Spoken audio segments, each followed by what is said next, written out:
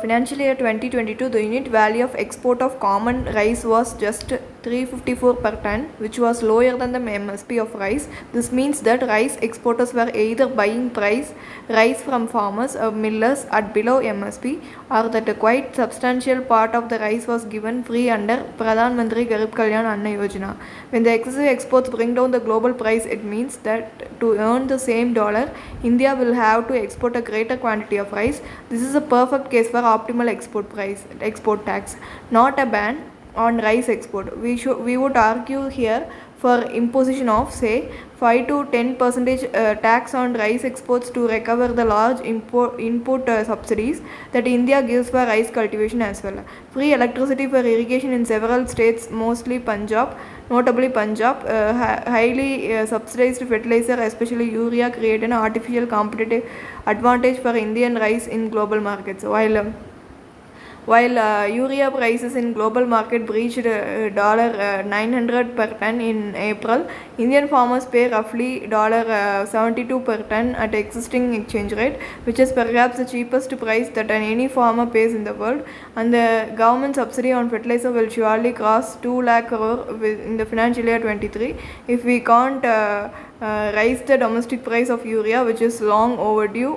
We should at least recover a part of the urea subsidy from rice exports by imposing an optimal export tax. We must look at the contribution of different items to inflation. In May, some consumer price index inflation was 7%.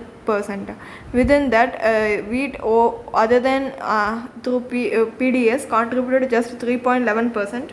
and non-PDS rice contributed 1.59%. So by imposing a ban on wheat and rice exports, India can't tame its inflation, as more than 95% of CPI inflation is due to other items. Interestingly, inflation in vegetables contributed 14.4% to CPI inflation, which is more than 3 times the contribution of rice and wheat combined. And within vegetables, tomato alone contributes 7%. Will the government now ban tomato export?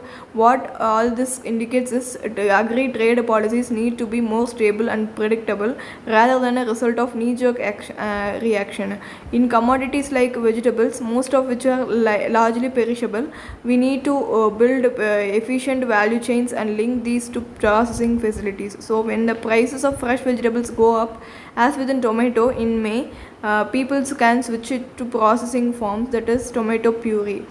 A switch to dehydrated onion flakes and onion powder would be the answer. Our food processing industry, especially in perishable product, is way behind the curve compared to the several Southeastern Asian nations. This needs to be taken on high priority. Export ban on food items also show somewhat irresponsible behavior at the global level.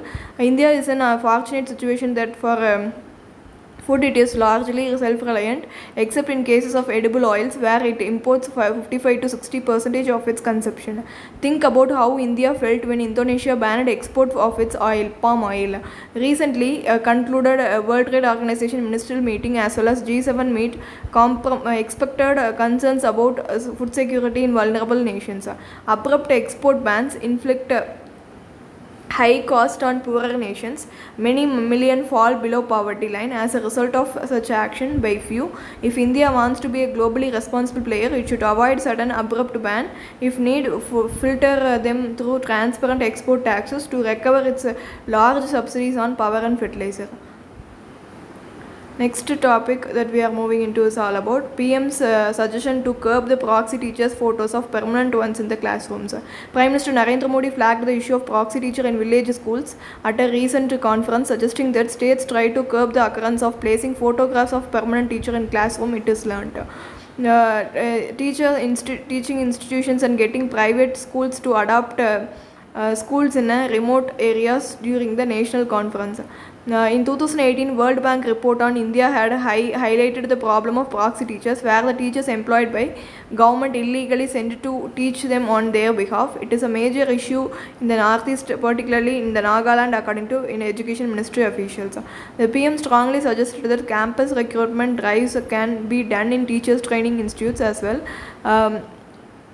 There should be at least one teacher per 30 students, while the ratio should be 35:1. Next topic that we are moving into is all about the co-location. You need to know what is co-location is all about.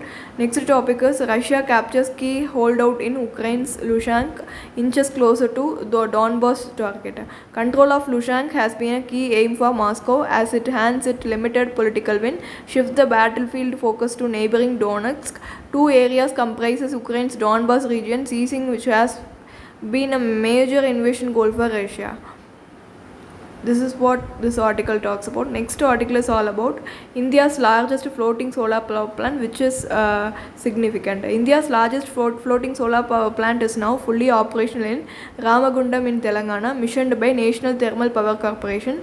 National Thermal Power Corporation has set up target of 60 gigawatt capacity through a renewable energy source, constituting nearly 45% of its overall power generating capacity by 2032. The Ramagundam plant is spread over 500 acres, is built at a cost of 423 crore through the contract with Bharat Heavy Electricals Limited. What it means: solar plants can be either ground mounted or set up on the surface of water bodies. Though these floating farms are a bit more expensive, there are advantages as well. They do not require land to be acquired for the installation of photovoltaic panels. They are more efficient as the presence of water underneath helps them keep cool. They also reduce water evaporation, thereby saving more water for hydropower generation.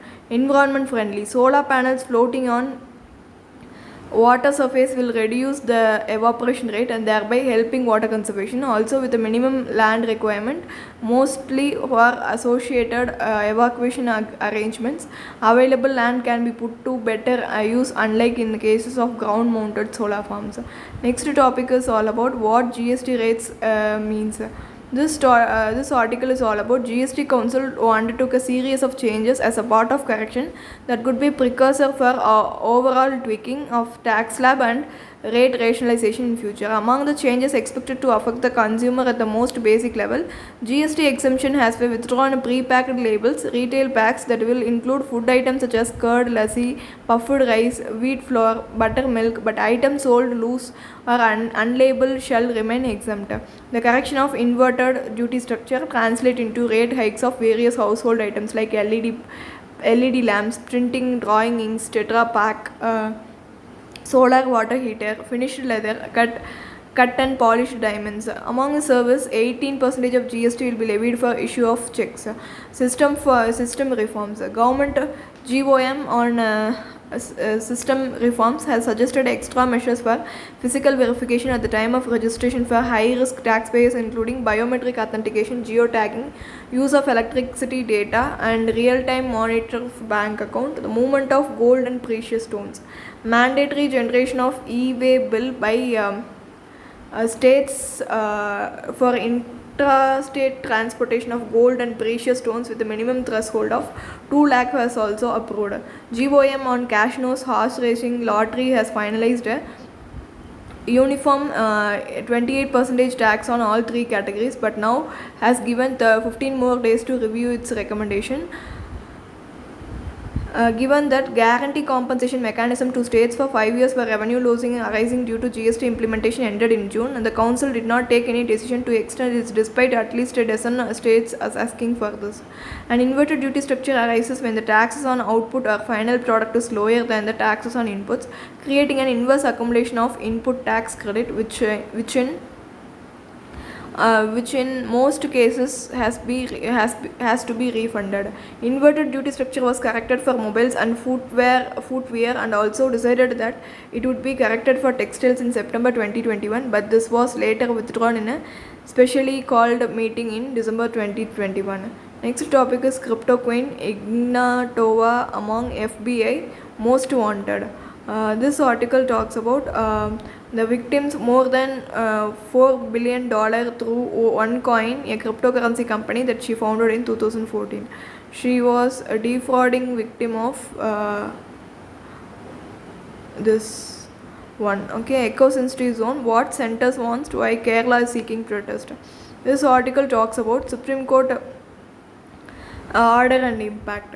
The three-judge bench ruled that National Park, Wildlife Sanctuary and such protected forest must have the eco-sensitive zone a minimum 1 kilometer from their boundaries. The court ordered a strict adherence to guidelines for eco-sensitive zones issued by Ministry of Environment, Forest, Climate Change on February 9, 2011. The guidelines ban activities such as mining, sawmill, polluting industries, mega hydel power projects. They regulate on strict felling of trees, hotels, resort, drastic change in agricultural land, widening of roads. So, eco-sensitive zone background. National Board for Wildlife in 2002 adopted a national conservation strategy that looked at a buffer zone for activities outside the sanctuaries and national park. The board put on record lands falling within the 10 kilometers of boundaries of national park and sanctuary should be notified as eco-fragile zone under section 3 of Environmental Protection Act. After some states raised concerns about 10-kilometer range, the board in 2005 decided that delineation of eco-sensitive zones would have to be site-specific, relate to regulations rather than prohibition of specific activities. Kerala slow progress. In 2015, Kerala submitted its draft proposal that excluded the human settlement from the purview of exclusive eco-sensitive zones. This is what the article is all about. If you like the video, please do share, like, comment and subscribe. If you have any doubt, please feel free to ask in the comment section. Have a nice day. Thank you.